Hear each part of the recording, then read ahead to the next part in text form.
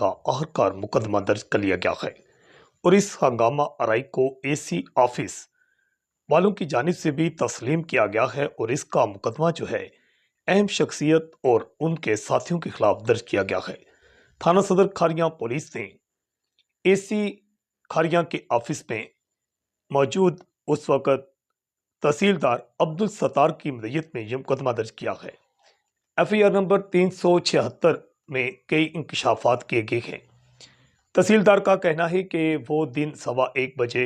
AC खारिया की meeting में मौजूद थे कि इस दौरान वहां पर कुछ काफ़ी मुख्तलिफ महकमों के ऑफिसर्स मौजूद थे।